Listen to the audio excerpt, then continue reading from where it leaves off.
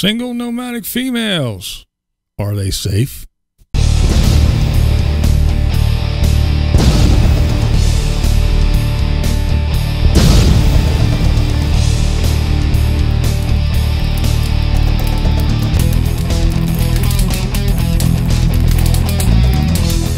What's up, blind viewers? All right, today I want to talk a little bit about the nomads again. Now, there was this channel. It's called Tammy's Nomadic RV Life. Now, she just posted videos getting a lot of buzz around the RV community. Popped up in my suggested and got a couple people sending me emails and all kinds of stuff saying, you got to check this out. So, that's what I did. I checked it out. All right, so the video starts out that I guess the title is She Quit, That's It, I'm Done, and This is Why. And she said it was a great time and the worst and scariest time. Even though it was one of the most amazing adventures I've ever had, it was also one of the most destructive, scary times that I ever had. Now, she says that before the big old nomadic and RV living movement got real popular, that only the dregs of society, you know, people escaping the law and couldn't get a home because of financial or whatever, but they couldn't get a house or apartment, and they were escaping the tax man and the law and everything else. And that's the kind of people that were nomads and was out here roaming around, living in the desert and living in their cars and all that good stuff. And now that it's some big popular way to live and more people get into the lifestyle, we're out there living right with them, right next to them. And if you're a single female, you're a victim and a target. Before the nomadic movement started a few years ago, the only people who lived that existence were criminals. For the most part, there were people dodging the law. They'd been kicked out of their homes.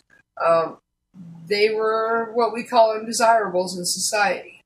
Now, she goes on to say that when she was researching this lifestyle before she got into it, wasn't quite sure. She reached out to the community. She got no support. No support from the RV community. Now, come on. One big happy family. I know they all support each other. What is she talking about? I don't know. She then goes on to say that since she's done with this lifestyle and back home, she went ahead and she gained 10 pounds. That's right. Why? To make herself less attractive to all the sickos, weirdos, and perverts and sex offenders out there. That is right.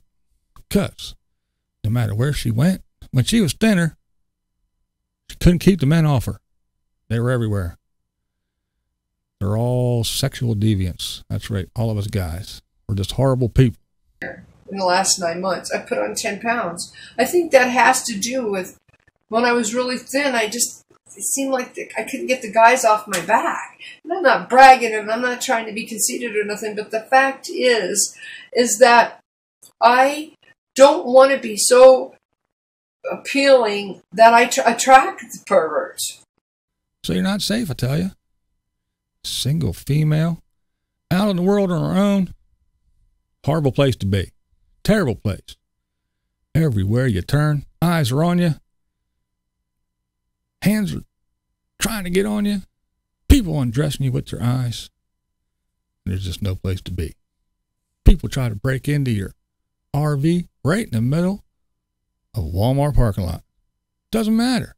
As soon as they find out you're a single female, they pounce. That's right. So she had to get out of it. She's telling you people, look, it ain't like all these people talk about. Not all glamorous. It's not all free, cheap, and easy. Horrible place out there. You're vulnerable. At every corner, there's someone ready to get you when you're a single female on the road living as a nomad.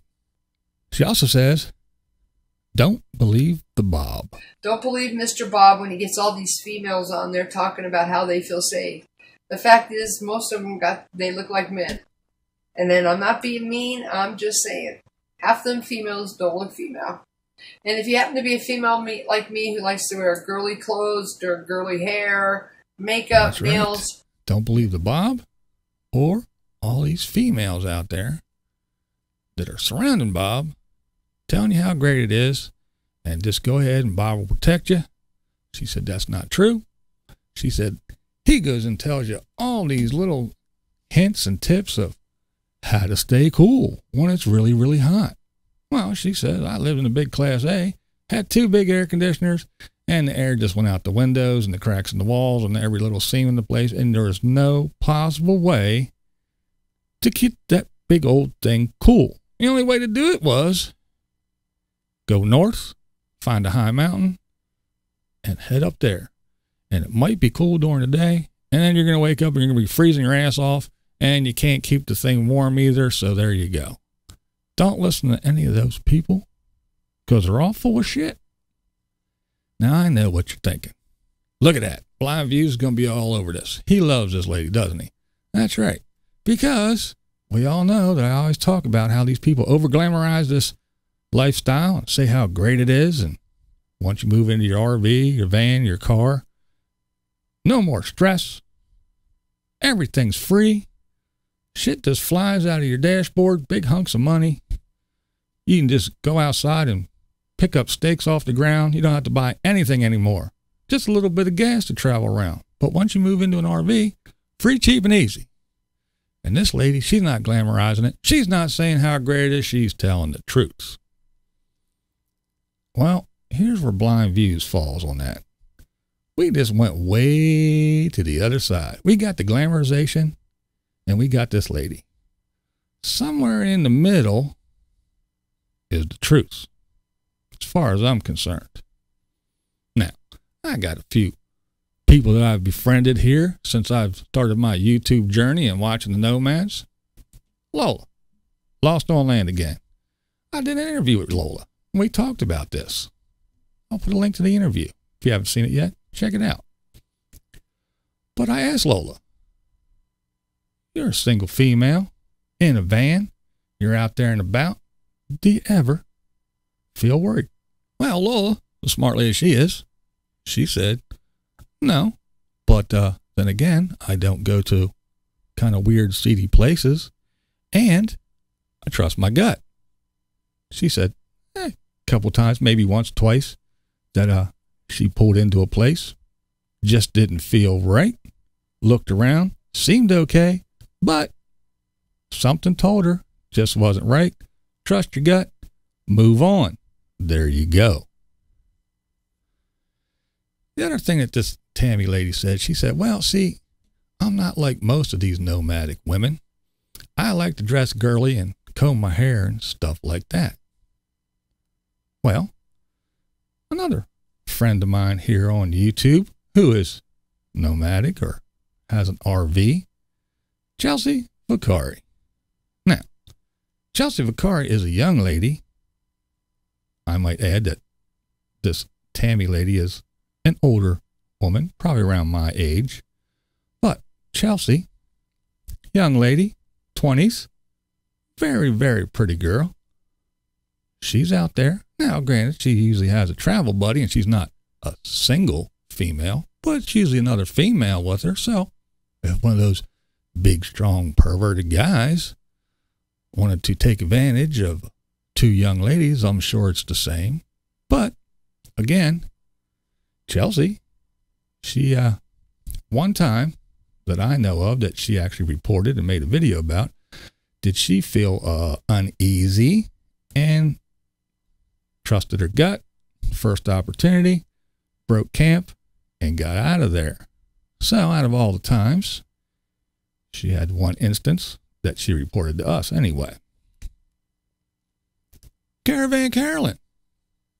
Look at Caravan Carolyn. Again, she usually doesn't travel by herself. Occasionally, she did her little romp around Canada. She was alone. But again, older female, alone, always has her hair done, has her nails done, makeup on. She's not one of those scroungy, always looks like she just rolled out of bed or tumbled down a hill. No, She keeps up her appearance. She keeps up her hygiene. So this lady saying that, oh yeah, they was after me because, yeah, the other ones were ugly as dogs and I was skinny and hot. No, not buying it. Not buying it at all. So there's just 3, and I'm sure there's a lot more, examples of single ladies on the road. And I'm sure they're not getting groped and pounced and stalked at every turn. Now, I'm not saying that there isn't dangers out there and there's not predators out there, but you have the same thing walking through the mall. You park at the mall and you're walking through the parking lot, or you're in one of those parking garages. They're all always dark and creepy, and you never know. But then again, as Lola says, you trust your gut, and you don't go to those places. Even me, I'm 6'1". I weigh 220 pounds. Now, if I know that there's a neighborhood where on every other corner there's a couple fellas hanging out, selling their drugs or doing whatever, and then there's a crack den around the corner, I don't say, hey guys, how about we meet here around midnight? Let's take a stroll to this neighborhood, see if anything bad happens. No. So, if you're living the nomadic life and you're a single female, maybe, just maybe, you shouldn't go to some of those weird places. Like, I'm sure you wouldn't roll up into Slab City and say, I'm going to camp here for a month, a single female by myself. Not a good idea. Now, am I trying to dog out the Slab City folks? No, but I've heard stories, so, hey, maybe if you're a single female, you just don't want to go there. Trust your gut. Now, the over-glamorization of this stuff is the other end, but this Tammy lady, I think she took it to the extreme.